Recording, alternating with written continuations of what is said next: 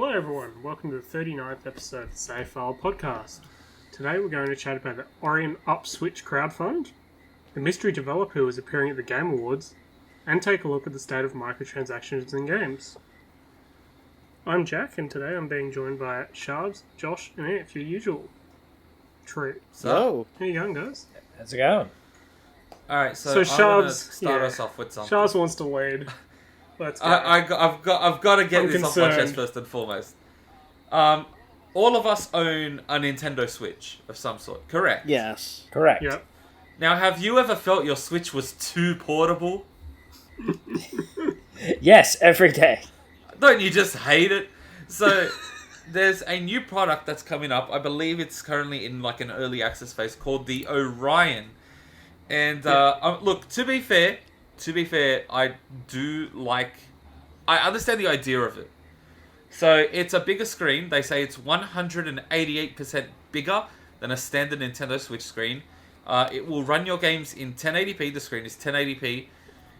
It's got dual stereo speakers, and your Switch pretty much hooks onto the back, and it's compatible with your Joy-Cons and everything. Now, personally, the whole idea of the Switch, the thing that makes the Switch unique, other than the fact it's a Nintendo console and it's got all the Nintendo games, is the fact that you can sort of pull it out, take it anywhere. But when you watch the trailer for the Orion, I swear to God, the only thing they don't bring is a dock. Seriously, it's so big. It's like it pretty much turns your Switch into something the size of a fucking iPad. It's a bit overkill. It's 11.6 inches, which, pretty big. Jesus Christ. Look, I don't know about you guys, but I have a standard Switch, right? I think we all have the standard Switch. Yeah. But I've never felt that the Switch's screen size was the big problem. No, Like, No, I've never really had a problem with Like, that. I think the standard Switch has like a 6.2 inch screen or something like that. And that's always done me fine playing in portable. Like, I've never had an issue with it. Obviously, the Switch OLED has a slightly bigger screen, but it's only very slightly bigger. So it's not like, a massive jump if you go from one to the other. But the It's like doubled in Orion, size. the Orion being almost double the size is fucking huge. It's massive. Yeah. Yeah. Well, trailer will be linked down below, but that trailer, we have to probably warn people, Epilepsy Warning. Yeah, Because, It flashes I have so not seen an much. I episode. don't know what they were thinking. yeah, it's a bit extreme. It's almost like a music video. video editing is my passion. It's actually not. Oh man, I honestly feel like this is the problem with accessories that make your Switch bigger, is that at some point you have to draw the line where the Switch gets too big, and I think the Orion goes far past that point for me. No, I want to plug it into like a 60-inch plasma. Yeah, don't forget Put my two little Joy-Cons on don't the forget side. the Like game you're don't forget the Game Boy had accessories of its own, like attaching it to a felt needle or something. There was one. I was watching the Angry Video Game Nerd do a video on Game Boy accessories, and there's one where it like snaps onto the top of the Game Boy, and it's a magnifying glass, and they sold it as a way to make your screen bigger. Yeah. What about the sedator? But like the other thing is with the Orion, right? It does have its perks, like we mentioned, dual stereo speakers for sound. It's got like some other nice nifty little bonus things. But my biggest issue is just the sheer size of it. Like, what do you even fucking do at that point? You pretty much have it's to- basically, you want a tablet version of the Switch? Here you go. They're basically just giving you But that as a version. Yeah, basically, Yeah. yeah. But it's like you have to carry around a Switch, right? That's standard if you want to play a Switch on the go. With the Orion, you have to carry around a Switch. You have to carry around the Orion itself, which is fucking huge. You may have to carry a battery pack if you haven't been able to charge your Switch, as in like a power bank.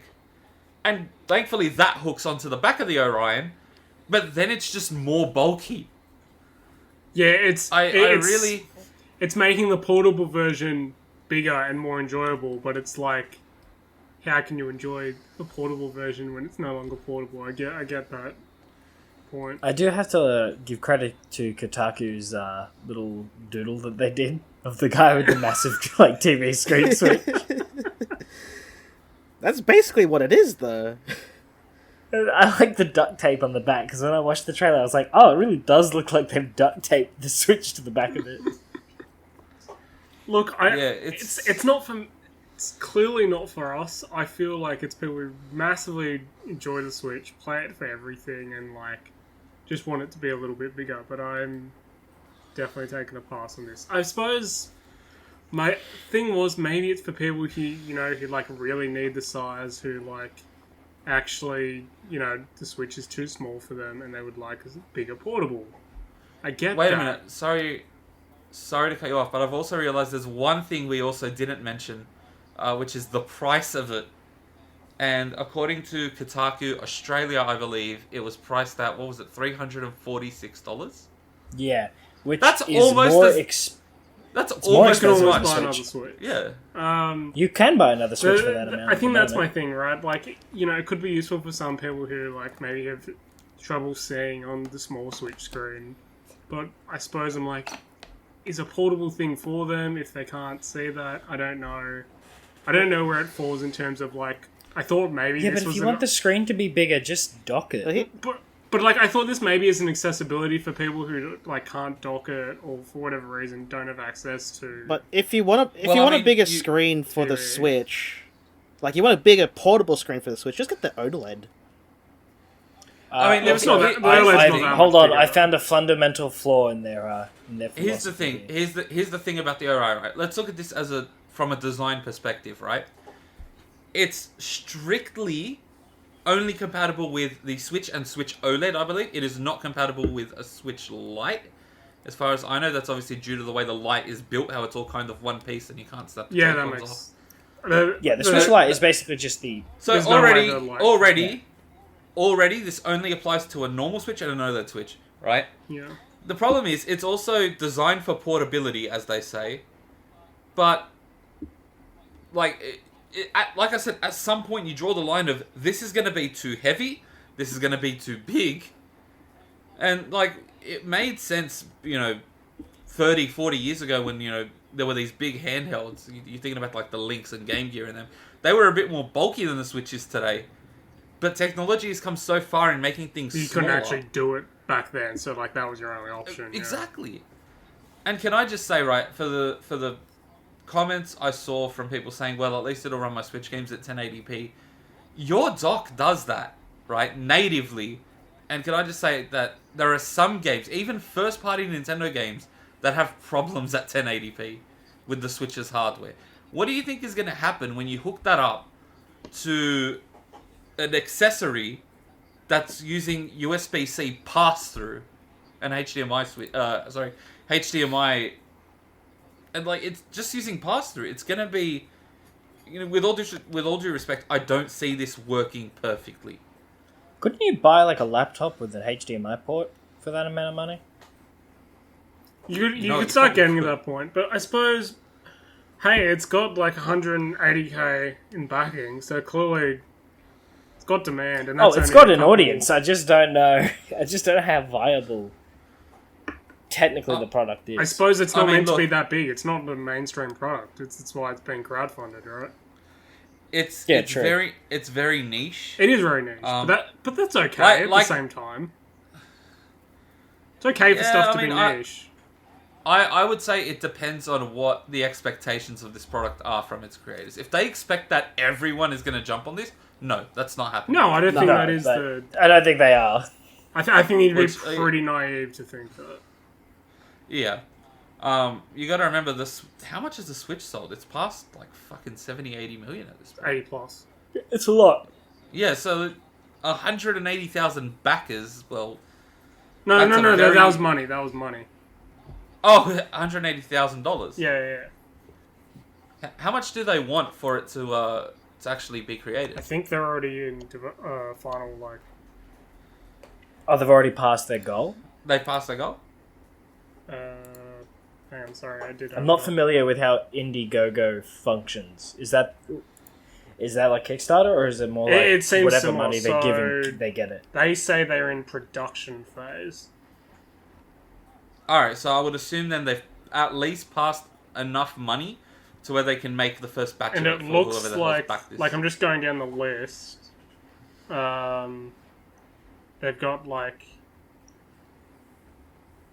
They've got a list of like the different options, and it's like 172 out of 250 claimed, 33 out of 75, 0 out of 50 claimed. So it's like we're not talking thousands here; we're talking hundreds. Yeah. It's okay. 238 backers, $174,220. Okay. Yeah. Well, look, if it works, it works, and if there's a market out there for it, I'm glad. But it's definitely not a mainstream product. Not for us. Yeah, no. No, especially not for us. And Look, not I at that love price. the Switch. The Switch is legitimately one of my favorite consoles, like ever made. Good reason. I don't want like an iPad sized screen for it, especially if it costs the same as just buying another Switch. It's bigger than a lot of iPads, or like tablets in general. Like a lot of tablets are 8, 9, and this is going all the way to 11. It's massive. I gotta say, imagine like you're on a bus trip with your mates or something, and you all pull out your Switch to play some Mario Kart, and someone does the alpha move and pulls out this. Pulls out the Orion. Look, I From suppose the backpack they were wondering what they had. You have to have like a Mary Poppins style backpack that's bottomless, can fit everything. If you lose and you're playing on the Orion, mate, that's not on. Look, I suppose that's actually a point of like it. That's where I could actually make an argument for it. For it's when you go to your mates and you don't necessarily have a TV, or you don't want to go to the effort of a TV, and you set this up to play co-op. I could see I that could see way. it. I feel like that it's got a lot more. But I feel like there are viability than cheaper that. and more effective options. Probably, Yeah. I think it's viable if But- you have friends in mind. but I think Dude, that's for like $350, you can buy a small TV. That's true. Yeah, but that's not the point. The point is that you could do that without needing a TV to set up, without all that backing. The fact you don't need to have 500 billion cords. You need to have all the Orion stuff, but you don't need to hold your TV and your goddamn Well, I mean the Orion's just one more cord though, because the Orion uses but HDMI, so you're already compare HDMI. compare the Orion to lugging a TV with you, lugging a power cord with you, lugging various other cords that you need to do it. You bring the Orion and the Switch and you're good.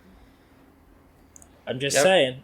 Nintendo a year from now is going to update, like, they're going to make another Switch which is like 12 inches big and $500. I'll laugh, but at the same time, my only question for Jack is, the Switch is technically in portable mode. Do you really want to play 4-player co-op Mario Kart, for example, or like a 4-player race in Mario Kart, on like 4-player split screen on a 12-inch display? Look, I don't think it's going to work 4-player. I think maybe He's 2-player playing games. devil's advocate here. He's trying. Look, I am. I've said this isn't for me, but I'm just sort of trying to think of places where it would be useful, and that's what I've come up with. I can imagine this. Not for me. When I I'm not. lose I can Mario imagine this Kart, thing. I have the I biggest can weapon. imagine this thing causing your Switch's battery to go into fucking overdrive. Well, that's why it's got its Just own battery. blows up. Does it? Yeah, it's got its own Yeah. inbuilt battery. We mentioned that. Sorry. I Yeah, didn't. it's got a battery pack. I just read this little bit here, and I'm like, No, all good. yeah. All good. You know, this thing would be a lot heavier than the normal Switch, so I'm just saying, if you lose in Mario Kart, you got a great weapon. I was gonna say, if you start Now look- start throwing this, it's gonna really suck. I think we should move on, but my closing statement on that would be, the Joy-Cons look very small in comparison when hooked onto an They iPad. do. They do. So, They look very comical. Tiny.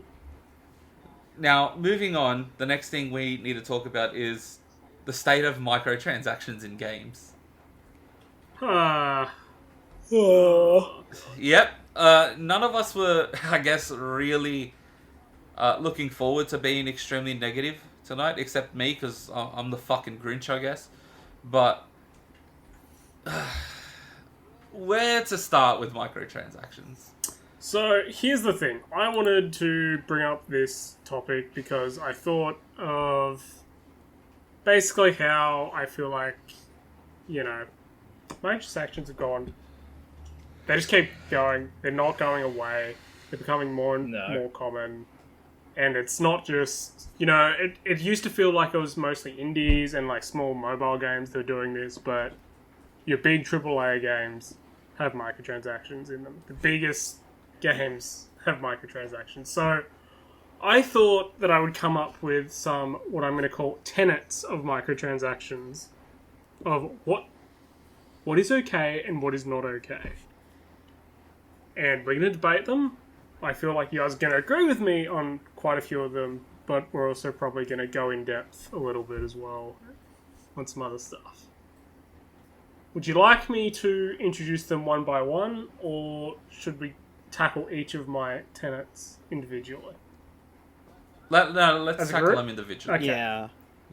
Alright, here we go. So, what I think is okay, and look, all these are subject to very, I'm saying on a base level. There's definitely ways you can fuck all of these up and make it okay or not okay. So number one, I'm chucking up cosmetics as being okay, as long as they don't alter the performance of your character, car, or game, or like whatever. Your character, whatever you're playing. One of my examples of this, and this is one of the only times we'll give Blizzard credit anytime this year, is with Overwatch loot boxes, where they purely are just giving you cosmetic emotes, skins, and sprays, that sort of stuff. So I have my own thoughts on loot boxes in general, but I do find it funny how the opinion changed as kind of microtransactions DLC became less distinct in the fact that like horse armor was a big controversy. Horse armor is like one of the massive ones. Can I just say on the topic of Overwatch's loot boxes, there's a dirty psychological trick that they're doing, right? Oh look, now, I'm not gonna. Hey, loot boxes are another thing. I'm just saying microtransactions in general. What I'm relatively okay with. If you didn't have a loot box system and you just had the cosmetic, the loot box is the problem. You're talking about like cosmetic things are fine, not loot boxes in general. Yeah, but I'm just saying you mentioned Overwatch as a good example, and there's a very dirty trick behind what they do. Yeah, we just want to smack down Blizzard a bit. Yeah. So I actually do like the Overwatch. I actually do like the Overwatch system on the surface, where like you get stuff, and if you have a duplicate of it already, you get an in-game credit, and eventually, when you build up enough credits, you can buy something yourself. Yeah. But psychologically, they do this thing where when you have events, like seasonal events and stuff, they release skins. And those skins are only available for a limited time. And what that does is you take like the very, very, very small percentage of people that want to own everything in your game.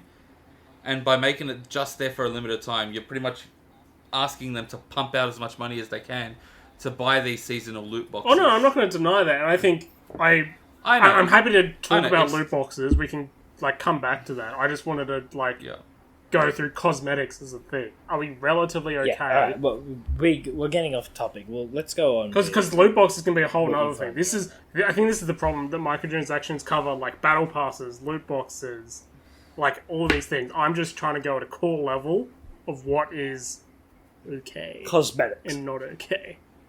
All right. Well, what's up first? Just the cosmetics. So sorry, cosmetics. Like microtransactions for cosmetics. Cosmetics the only one I've gotten so far introduced. How do you feel about that? Okay with it for the most part. I'm okay with it as long as it's not priced to a ridiculous extent. Yes. There are some things that are like, I'm trying to think. The game escapes me, but I know that I might have been Fallout 76, where like some armor cost you like $10 or $20, like just purely just the armor itself, and it was just a skin for it. I'm like, $10 for a skin is outrageous. Yeah, so I can agree with it in the most part. As long as it's not outrageously priced or attached to a gambling system like loot boxes, I think cosmetics are a fine thing to be like, yeah, here, chuck $2 at us, we'll let you be pinata Pinata Man instead of like Cowboy Man. And the cosmetic can't give you any actual bonus. Like in-game bonus. Like you can't get 10% extra loot. Yeah. Yeah. Now, another thing that and again, all of these are to an extent, because this is one I'm like, this will be interesting. Things you can still earn. So I'm talking about like XP boosters, currency boosters in terms of like actual in-game money, not premium currency. Premium currency is a whole nother kettle of fish. So like, say I get 10% XP boost in a game that I can get permanently. Not a massive fan of the whole permanent thing and just having, if I do the same amount of quests as another guy, that they're gonna be 10% ahead of me.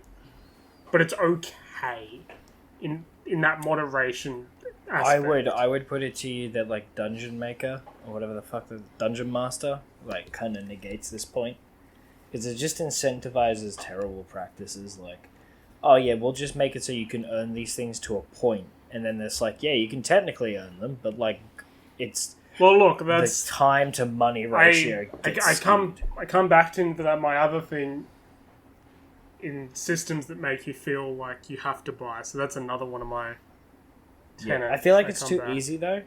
When there's like, if you're purchasing something that has a tangible in-game effect, I feel like it should be permanent. Because if it's not, you're paying for something not only that's ephemeral, but like not even, like it's not even permanent within this ephemeral space. But my argument is that that's like a choice that people can do. They don't have to go and buy it. Yeah, but I will. Yes, but it's not really, because all of this is like in the presupposition that the developers are coming at it with like good faith and not developing like, here's this psychological lockbox that we've developed to get money out of people. Yeah. I will say that if it's a case where the game was designed with like the standard system in mind and then there's an XP booster, I don't like XP boosters, never buy them personally, but look, nor do I. But I feel like I'm not gonna get angry or feel like I'm losing out just because someone bought an XP booster that I did of like 10%. If the game is sort of built around like leveling without the XP booster, yes, then that's important. I distinctly remember like one of the Assassin's Creeds, I can't remember if it was Origins or Odyssey, people complained about them because one of them had they found the leveling up to be pretty slow, and people felt like that sort of nudged you towards buying an XP booster. Look, I feel like that's actually probably both of them, to be honest, but I think Odyssey was probably a little bit more grindy. Yeah, a grindiness on RPGs to be expected, like it's part of the gameplay. Yeah. And the other tweaking it slightly to the point where it's like, okay, do I want to spend 5 hours doing content I don't want to do, or do I want to spend like $15 to skip it? Yeah, I think how many times that's an can you get them important to make that thing choice for developers, where they've got to. It's okay to have a grind, but you still need to actually make the grind fun and not just build a system to get around the grind. I will say as well, I do not like XP boosters in multiplayer games. Yes, but hang on. I'm okay with it in a battle pass system, but not. I have absolutely no bloody tolerance for any kind of shit like an XP booster in a single player game, unless it's completely permanent. So if you offer me a temporary booster in a single player game, you are ripping someone off. Look, I agree that you're probably ripping them off, but I am not going to critique someone who feels like they want to go and buy that. I think that's my thing. I try not to buy many microtransactions at all, but I feel like I'm not going to detest that. Like, it's not going to make me go, oh, screw this. Like, these guys are just assholes putting this in the game. I'm okay with an XP boost. I mean, I'll say that like what comes to mind is particularly shooters, because I used to be really into like Call of Duty and other FPS games when I was younger. Shooters are probably one of the main problems of loot boxes and microtransactions. So. Well, I'm referring to XP boosters like specifically, and it's if someone else gets an XP booster and they level up quicker than me, they're getting access to more perks, more guns, and the sad thing is that will make them stronger. And why should a player, be punished and not on an even playing field simply because they didn't have an XP booster? Because it incentivizes you to buy the XP booster. Yes, that's, precisely. I think that's what we wanted. That's part of like why we're discussing this, of like what's okay, what's not okay, and like giving people access to items that actually give you an inherent boost. Like if you can get the elite version of a gun before I can, just because, not even because you were better than me, like skill level's fine, especially in a multiplayer game. But if it's just because you forked out $10 extra, that doesn't make me feel very good. No, but it's not about you. It's about placating people who can spend thousands of dollars on a game because they have some sort of... They're either very susceptible to whatever psychological input that you're giving them. Like, there is a reason why some people, like, can't play loot box games at all because they know they're going to spend huge amounts of money on them. Yeah. Like, they just can't help it. Like, they just have like a gambling addiction, basically. They're addicted to that feeling of if the loot box is going to give them something and they have to have some sort of tangible gain or loss. Because the company isn't actually, like... Yeah, the company never loses, though, because like you're just giving out like a digital token that's already been made. Yeah. You could give that out to every single player for free, and it wouldn't make any tangible difference. So I'll move on to my next. Do you next. have something out? I'll move on to my next point once Ants have a chance. To be honest, I've got nothing. That's all right. We'll move on. So one of my other tenets was, I'm okay with. So this is probably a single player thing, not multiplayer, because we sort of just discussed trying to giving people inherent advantages. I'm okay if you want to give someone access to an item slightly earlier. So say you got a sword half an hour to an hour before I got it in an RPG. I'm okay if you want to go and buy that. That doesn't seem like a good investment of your money for me, but that's okay. Where it could be an issue is like, and this is dumb out of a gameplay standpoint, if I've got a normal sword that I just had in the game, it's 5 damage. The person who bought the microtransaction now has a sword that does 20 damage. I'm like, what? That's not okay. But I'm okay with, in moderation, giving access to people's items slightly earlier. If you want to know if a game is like completely designed around trying to squeeze money out of you, Yes. Yeah.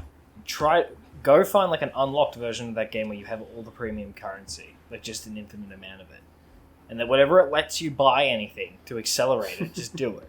And you'll notice that those games, you can finish the entire game and have everything that they could offer you in like a day. They're wild. Oh, you dumb. Like, I'm talking about like things like Clash of Clans, all of that. If you have infinite like premium currency, there's zero wait time, there's zero like any kind of you literally feedback. get rid of the fun out of the game for yourself. You literally tear the fun out of the game, and then you're like, well, why would I even care about any of this? And then it makes you it's realize like, well, the game's because hollow. Yeah, the game is entirely hollow. Yeah. And that most of the content in there is made to like squeeze money out of you. I notice it's like there's a lot of features in these games where you're like, things break that require premium currency to fix. Yeah. Yeah. Like anything that's like a maintenance cost, and they maintenance cost costs you in currency. general in games, I'm not a big fan of. So you can, you shove your maintenance costs with so much. Yeah, it's a scam. Anything where it's like, oh yeah, it just breaks over time, and you need to input either an absurd amount of time into like repairing it, which can become absurd later on. It's like, oh yeah, it takes a day to prepare this fence, which isn't bad when you got like 5 fences, but it's really, really fucking horrible when you got like 100 of them. Yeah. Okay, now we're going to go to what I think is completely not okay. And as we've sort of discussed, giving players an unfair advantage. So, multiplayer setting, if you can get anything that I can get, if you can get something, it just gives you a straight up advantage to me in a one-on-one gunfight, that's absolute crap. Please, people need to stop doing that, and it's crazy. I'm just sick of it, and my biggest example of this, and it was so bad that they had to later take it out of the game because the reaction was so poor to it, was of course Shadow of War. You guys remember?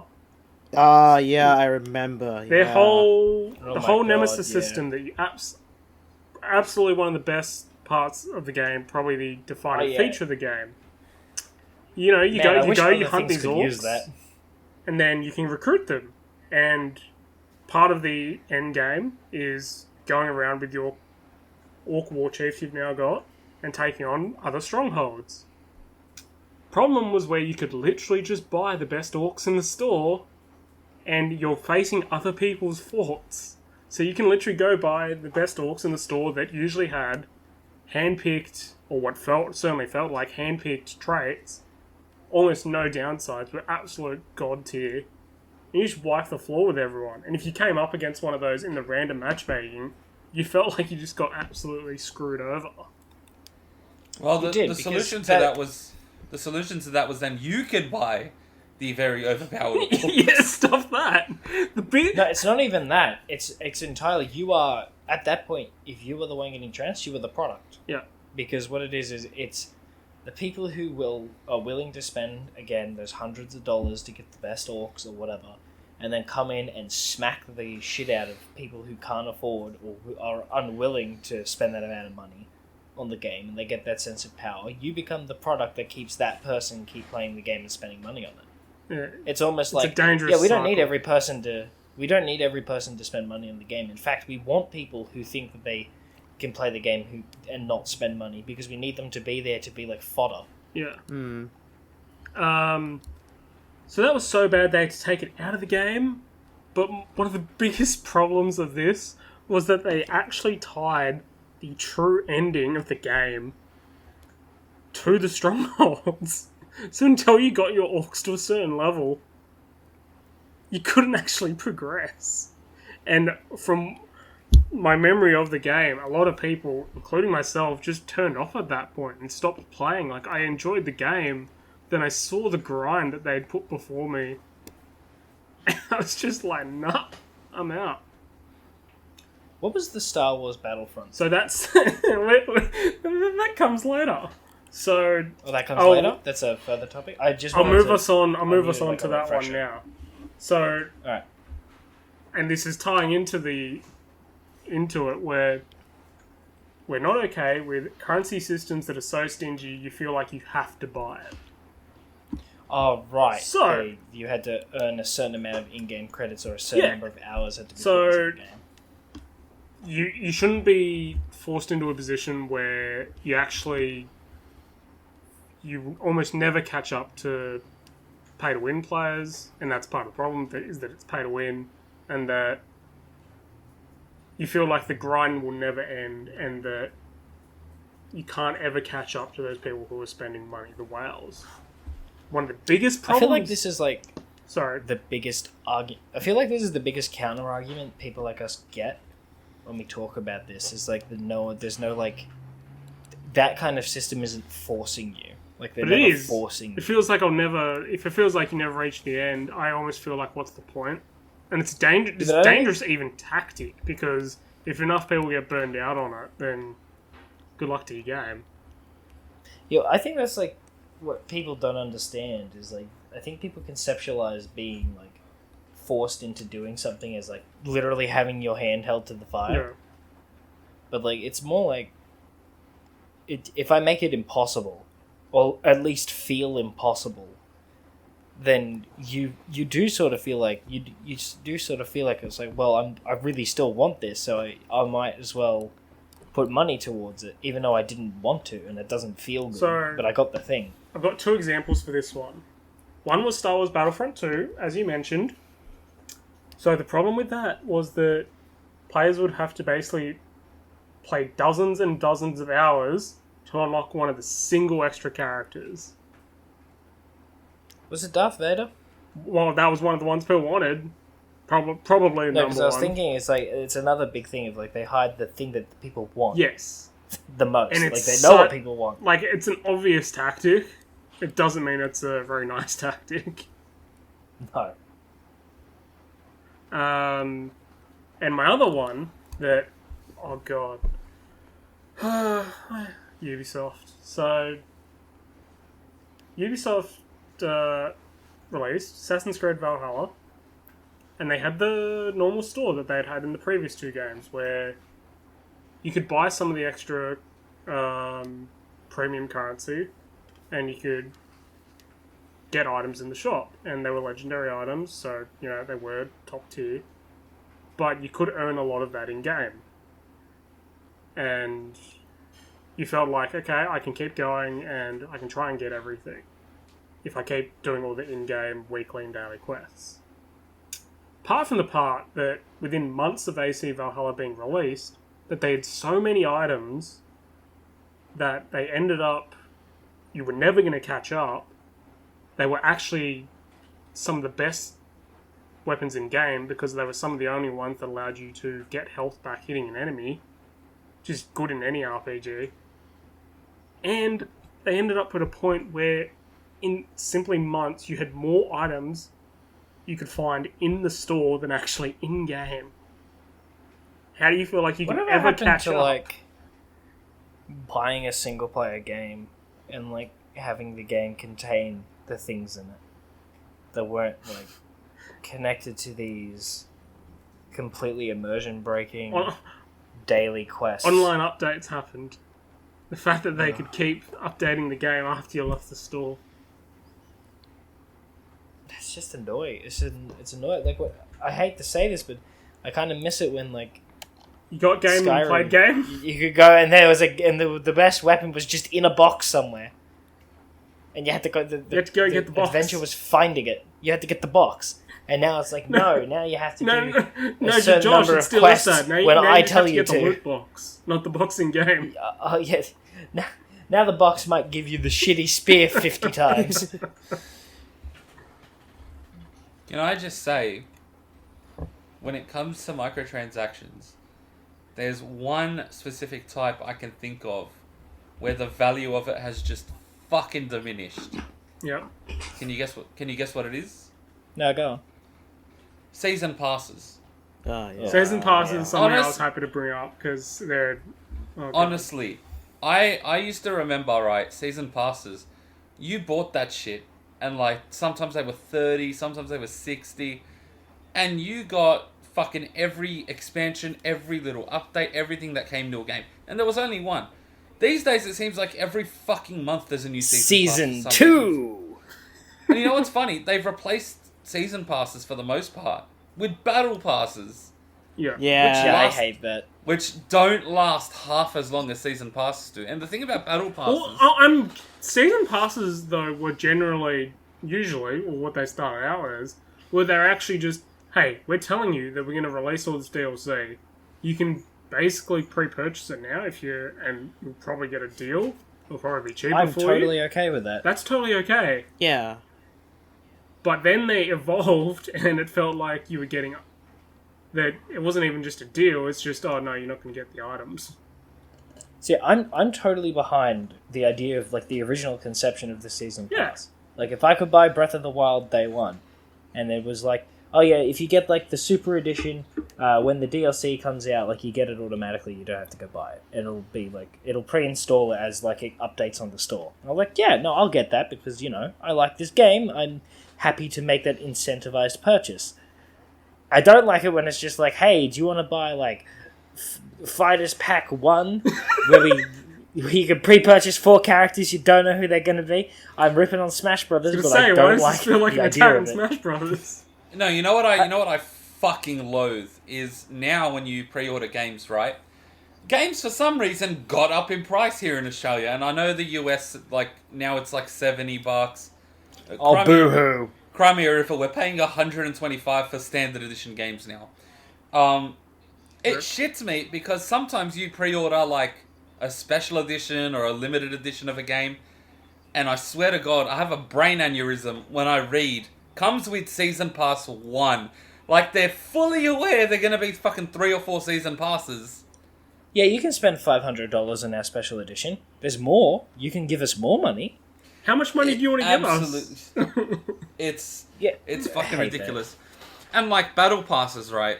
Because sometimes with some games, when you buy a season pass, you get like the month's battle pass with it. And the thing about a battle pass is you look at it on paper and you're like, holy shit, it might have 75 or like 50 or 100 tiers of rewards. And you think, oh, well, that's a lot of cool stuff.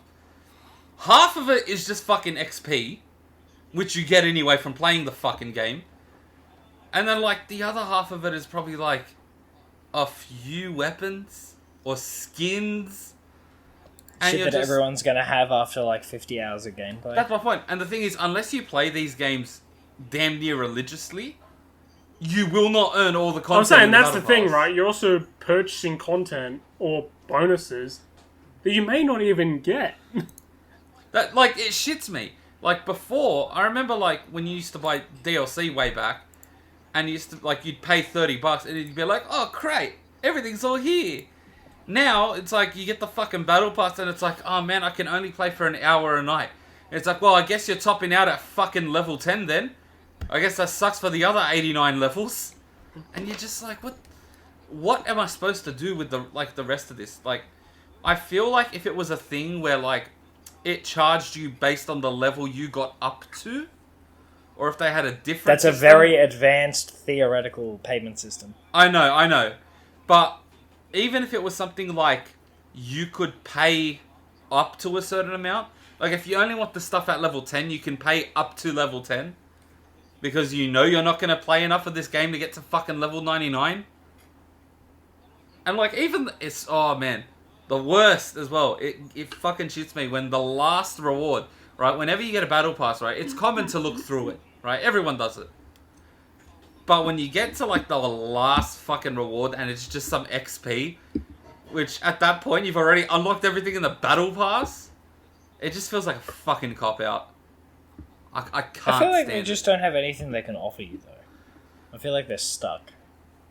Well, like, this well, might shock you, but if you don't have enough content for the battle pass, don't charge me for more content than you can provide. You're basically asking for like a subscription service. I feel like that's what battle passes have become. If you want to keep up with this game, they are. you've got to keep buying our season pass, otherwise you'll fall behind. It fucking shits me. I'm glad I'm not into multiplayer stuff because it sounds bloody horrible. It is horrible. Oh no, you know what, there's a very particular company that we've covered a few times, especially in the last few weeks. You know what they've done with some certain games? They release the game and they say this line, this golden line, spot where you think the trickery is. They say, we will not have microtransactions at launch. No trickery. Bro, it shits me. When they released Call of Duty 4 Modern Warfare Remastered, not only did they charge for DLC, that should have been in this definitive edition, they charged double the price it was when it first released, and then, like, I think it was like a month or two later, they added microtransactions to it, just to fuck it up that little bit more. When Crash Team Racing Nitro Fueled came out, which is a great game, I fucking suck at it, because I've spent way more time with Mario Kart. But when they released that, they were like, oh yeah, everyone's like, this is sick. And then they were like, absolutely no microtransactions. And then in hushed whispers, they were like, at launch. Yes. And like, the games, like, they really, it burns me. It absolutely annoys me. And these games, mind you, still sell for full price. That's the part that pisses me off. Do not charge me full price for a game, and then I get in there and you're like trying to sell me stuff. I think that's the part of the problem, right? I just bought this. This has become the monetization of the games. That they originally games started out where you buy product, you get product, you play product. Now they're realizing, and this is part of the trend, is where else can we get player? And they've just started on microtransactions, but increasingly part of the trend, and I think battle passes have become part of that a little bit, is trying to get you literally just on playtime. Just I don't know how it factors into investors or whatever, but it seems to be a priority that a lot I of think companies it's like retention. Factor in the money and how can we get players constantly playing our game. And part of that has been... I think it's to show that they're not going to like buy from other people because they're too busy playing your game. Man, I feel like gamers like to move on from games though and like to play different stuff. And I feel Rockstar doesn't know that though. Shh! Rockstar doesn't know that. Well, it's like... No, they want you to go buy the horrible GTA trilogy. Hey, I've been playing that. So, when you like, can. The thing I hate... No, it's been fine. It's crashed like 3 times so far. I finished GTA 3. Should have been It's crashed. fine, it's only crashed 3 times. God. No, look, to One be for fair, each game. No. That's only GTA 3. No, Oh my god. I'll be honest. Sharps, they can't get a how old game playing on next gen hardware.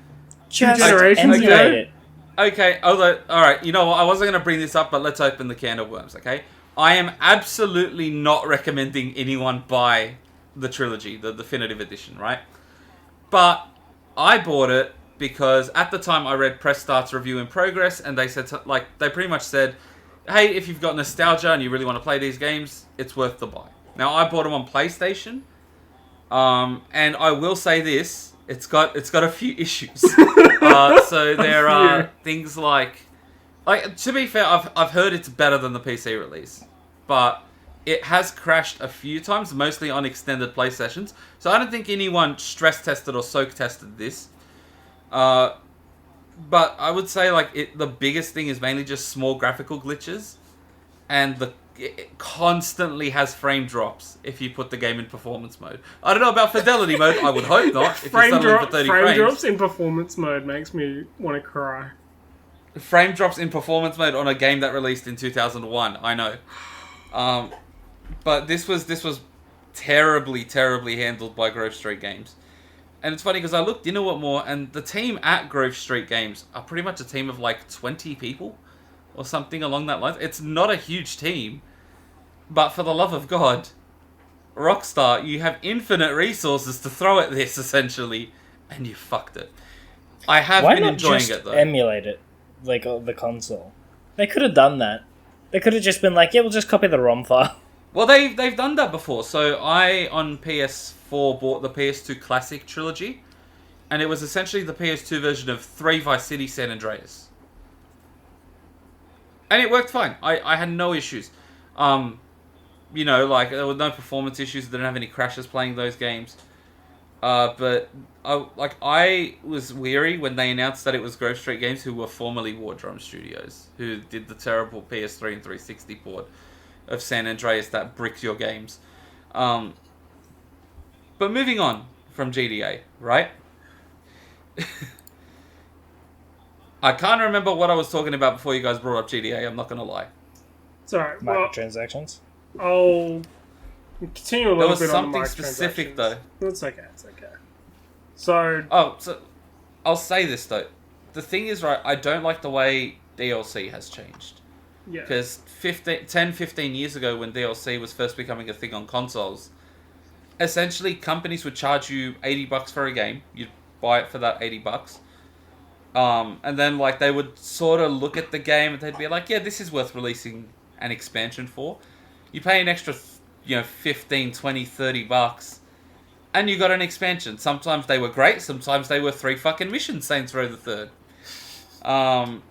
Shots. But the point is, you were able to sort of gauge whether it was worth it, You didn't expect to get 7 years of playtime out of a specific game. And that was fine. But now we have paid expansions, season passes, battle passes. I say this with all due respect. I grew up playing games. Ever since age 5, I've been a heavy, heavy gamer. Gaming is too fucking expensive now. I swear to God, I should just smoke weed all day because it's a cheaper fucking habit. It just feels like they've... But I suppose it's... I feel like it's not that if you don't buy into all the crappy, scummy practices, but people just being exposed to this so early that, as Josh was saying, some people just...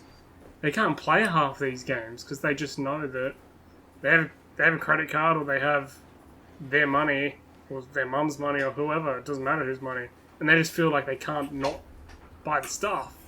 And that's such a dark place that we've gotten to. Or what happened to putting in a game, relaxing and just having fun with it, rather than them just I can't play this video game. Why? I have a gambling addiction. I don't like the ridiculous. game, or it's just gone absolutely mental. I mean, like, what do you do at this point? It doesn't even stop there. Like, well, I suppose back in the day, one of the good things we can say is that some of this stuff is being investigated. Like loot boxes in a lot of countries have now been banned. As they should be.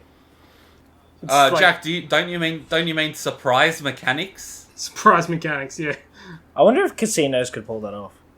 We don't do gambling. We do surprise games. Surprise results. But like, I just want to like draw a quick comparison, right? And I'm sure you will all agree with me. 20 years ago, right, in 2001, let's say you went off to buy a PS2, okay? You bought the console, it was a few hundred at launch. We'll adjust it, like, let's pretend, just because of inflation, same price as a PS5 today, $750 Australian. So you buy that, and you'd buy games, and, obviously you bought a memory card, which was probably an extra, $30? And that was it. Now, then you're right, done. I buy the console. If I want to play online with my friends, I pay for PS Plus. If I want like an instant game library type of thing, I have PS Now or I have Xbox Game Pass, depending on which one you buy. The game now costs $30, but there's actual battle passes, DLC, entire season passes and expansion packs. And then there's all the accessories now that are made for it. Like, it feels like if I walked into a time machine when the PS2 came out, there was so little you were able to do with a PS2, like, legitimately, in quotation marks, with what Sony gave you. It was just, this is a PS2, that's it. But now with the PS5 and the Xbox Series X, they have their own, like, crazy headsets, they have their own controllers, they have Pro controllers, which I will always maintain are a fucking rip-off. Yeah. It's so expensive. It just feels like everything's trying to gouge you, right? Like... That's the thing. They're milking people dry. It's become ridiculous with how much they're trying to ask for. And the worst part is, they raise the prices of games this generation with the bullshit excuse... By a significant amount. Yeah, and they give you the bullshit excuse of, but games have been, Americans say $60, so we'll go with that. They go, games have been $60 for years. It's like, yes, but they have more ways of making money than ever. They're posting record profits. Look at what the CEOs of Activision and Ubisoft and all of it, look at what they make. They're struggling, Charbel. And tell me that they're struggling. And at the same time, Bobby Kotick is definitely struggling. But then we get workers who, in some places, I'm going to use Activision Blizzard as an example because now it's a trend to shit on them. But like, it's a fun trend, though. I remember reading an article that quality assurance people at Activision Blizzard legitimately could not afford food. Oh my god. That's how bad it is. That's not very quality insurance to your employees, bro. Quality of life insurance. I'm sorry. How about you QC? Marvin can't do my fucking QA if he's starving. How about you QC your fucking employment and your actual department, Bobby Kotick, before... look, I don't understand. By the way, in Australia, games were raced to like $50 because they were $80 here. And now they're $125. Now they're $125. $45. In fairness, for PS4 games, you're paying $90 and $100. Yeah, but still, a 20 to 25% jump. Look, I'm not happy. Price is big. I'm not saying I want to pay more for my games. So it just sucks because it's like... I will be 100% honest. The more you do this, the more you give people the want to pirate games. Yeah. Yeah, we will. The piracy is on the rise again because of all this shit. They figured it out. They were like, all right, well, let's not fuck over the players and provide them with some decent stuff. And then they were like, let's get them while their guard is down. Yeah, fuck them. It's ridiculous. I actually saw a tweet. Sorry to bring this up, but we only have 5 minutes, and this is really quick. Move on after this. I saw a tweet from a Ubisoft worker. Ubisoft have been calling up their experienced developers and being asked, hey, what would it take for you to stay at Ubisoft? That's how desperate they are. And the person who wrote this tweet responded to that call, and they said, well, you can get rid of it, the people causing problems instead of just shuffling them around. You could pay us a better wage. And the caller responded with, the Ubisoft recruiter said, oh, well, at least we're not Activision Blizzard. Oh my God. Should not ever be... That's not a standard. That's the equivalent of, Josh, please stop murdering people. Stop, please, for the love of God. Well, I'm not Hitler. It's like, stop murdering people. Yeah, but at least he's not a rapist too. You know what I mean? I'm not Stalin. Get off my back. So low. Oh my God. Alright, so I'm gonna... You're pointing at the most terrible example and then being like, well, I'm not them. I'm slightly below them, so it's fine. Let's move on to Sly Happy. It doesn't need to be a long topic. But okay. Yeah, we'll end off with this one. It's a little bit fun. And I want Anth to speak up in this one. So, Jeff Keighley has teased, just saw the final cut of the Game Awards world premiere we have been working on with the developer for 2.5 years. Truly honoured we are entrusted to share this work with the world. What on earth do we think they're teasing? I saw Hellblade 2. Anth? Anth? Anth? My God, he's MIA. Alright. I think he's just been sitting and eating popcorn, listening to us fucking pop a vein in our heads out of rage. Go ahead. Oh. Well, so, the Game Awards, right? Is the announcements. Well, what are you feeling? I'm thinking it's either, Breath of the Wild or Final Fantasy 16. It could either be, like... I don't know, because they did say it was like a highly anticipated thing. Like, my only thing is only been working on with a developer for 2.5 years. Does that mean game's only been...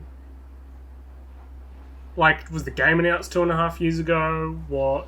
Has the game only been in development for 2.5 years? The game would have been in development definitely prior. They would have known, oh, we want to announce this at the Game Awards. They would have worked on something. But this is definitely something that's, I would say, at least got a vertical slice to show off. It's at that point in time. That's what I think.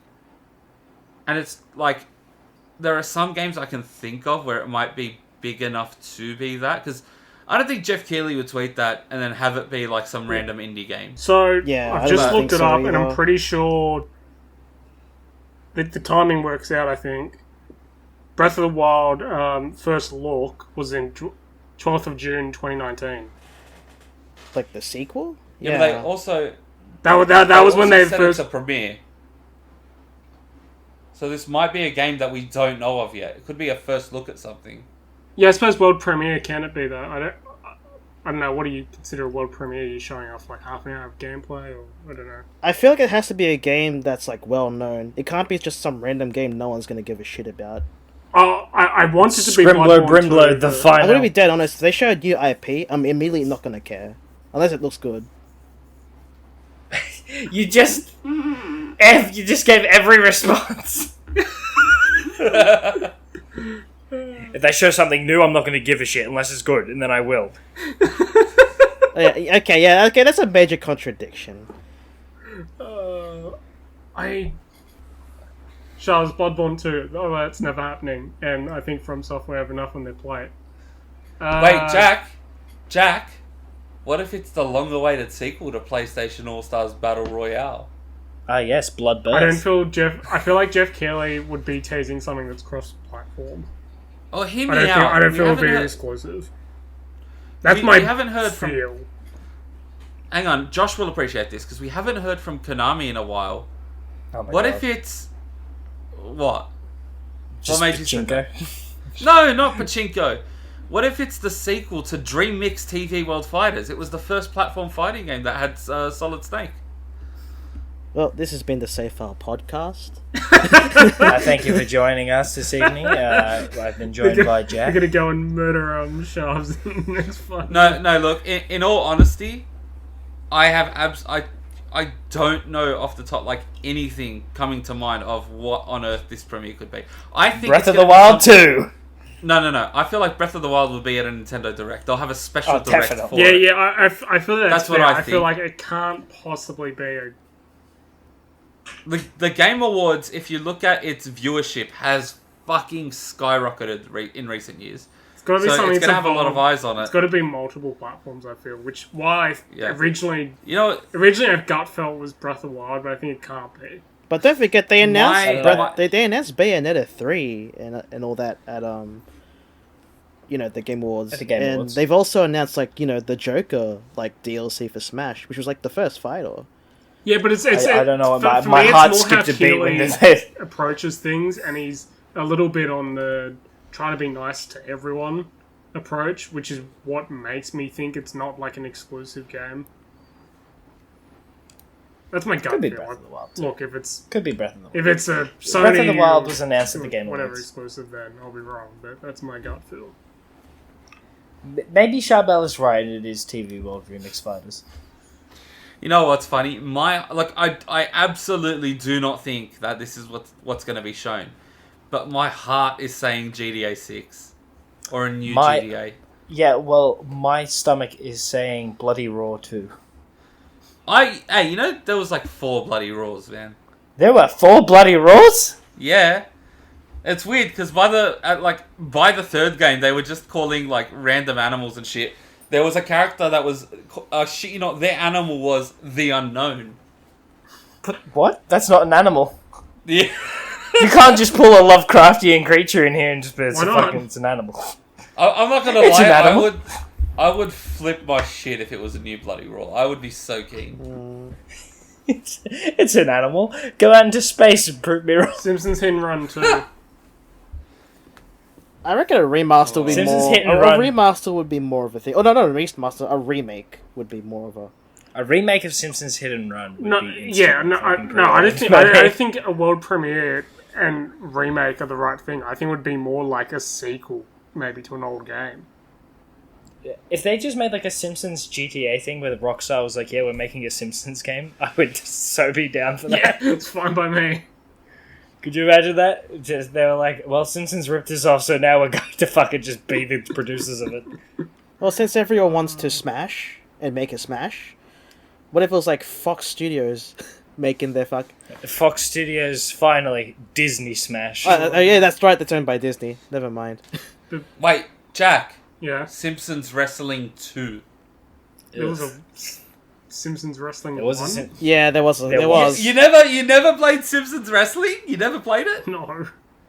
Ned Flanders was OP because when you beat him, God would resurrect him and you had to beat him again. That's so I swear to God, I am not making that up.